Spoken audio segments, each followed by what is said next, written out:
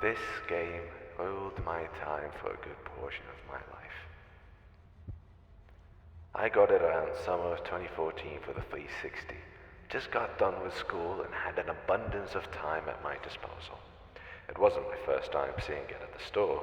Always got a peep of it whilst browsing the shelves, but every time I did see the cover, I saw Dishonored as a horror game. The grime, the grandeur, the gilded grays, the bloody sword, the burning light from Corvo's hand, and, of course, that demonic mask designed by the void itself and shoved onto Piero in a dream. But that summer, I decided to take a risk with it. It's been collecting dust for so long, and I wanted to find out why no one else had picked it up. That's where my now 11 years strong bond with this game began. It's simply fucking good. It's a good game. What, to me, at the time, were fresh mechanics, a breathtaking world like none other, and a wholly unique take on linear action-adventure games, as the critics like to label it in other games such as itself.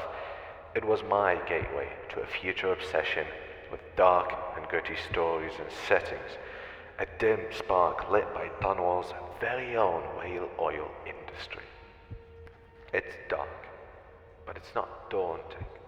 It gently dragged me into its world, softly guiding my hand corner after corner, whether it be through the levels themselves or the characters within each level and their progressing narratives alongside the world.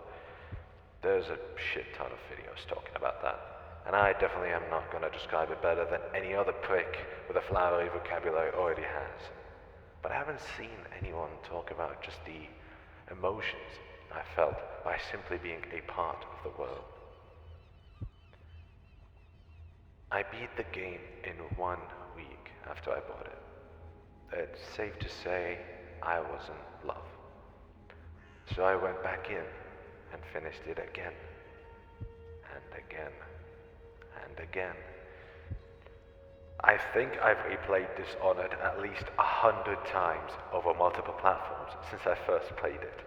High chaos, low chaos, ghost, clean hands, both, no powers, all of it.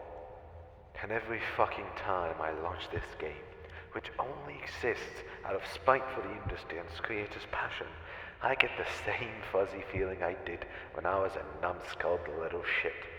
Like I belonged in this game, to this game. Something about its mix of fantasy, a Victorian setting, and an expansive world built solely for me to experience and enjoy brought a comfort like nothing I've ever known. I basically grew up with this game. Can't say it did the same with me, but I've definitely grown to appreciate it on a much deeper level than I had before. Things like Corvo's silence, due to technical, financial, or whatever other reasons, had its own charm. Little tidbits from the folk you know and love at the Hound Pit's pub as you walk by them, or the visible worry on Callista as she tries to politely ask you to spare her uncle as she expects you to slaughter everyone else. It's so self-indulgent and confident, proud and sure that it will wow me, and it will force me to replay it over and over and over again.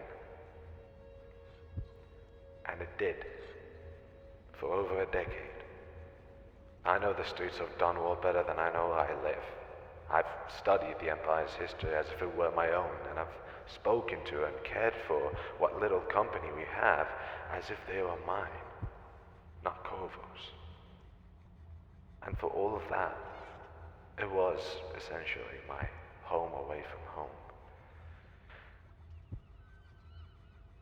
Dishonored did what its daring competitors couldn't come close to, and championed itself their imperator, caring not for doubters in its infancy, and drew itself a clear, crass line between it and others.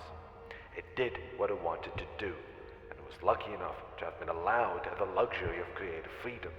But where others failed to utilize said luxury, Dishonored thrived because of it. It does not insist upon itself. It is unapologetically and gracefully itself. What I'm trying to say is that Dishonored is my favorite game of all time, despite its flaws which many other folks have already gone into detail about. I love it. That's all.